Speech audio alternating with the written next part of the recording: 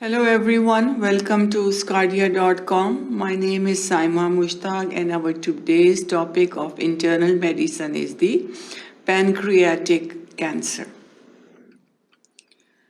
We will discuss this topic in 4 sections. In the first section, we will talk about the genetic and molecular considerations of the pancreatic cancer, in which we will discuss the risk factors which can associated with the pancreatic cancer.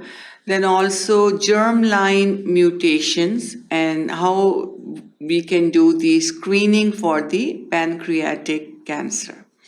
Then in the second section, we will talk about the clinical presentations, what are the clinical features, how the patient with the pancreatic cancer will present, signs and symptoms, and then what are some precursor lesions that can lead to the pancreatic cancer.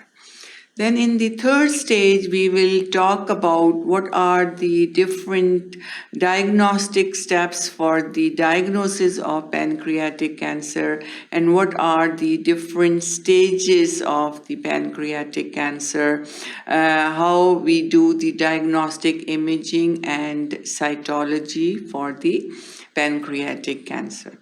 Then in the fourth and final section, we will talk about the treatment for the pancreatic cancer, if it's a resectable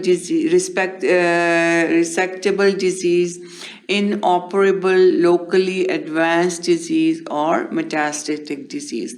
So all these 3 conditions, what are the treatment options available for these 3 conditions? It's a resectable disease or inoperable disease, or if it's already metastasized to the distant side, what are the treatment options for that type of pancreatic cancer? So all this will be covered in our today's lecture. Keep watching sqadia.com.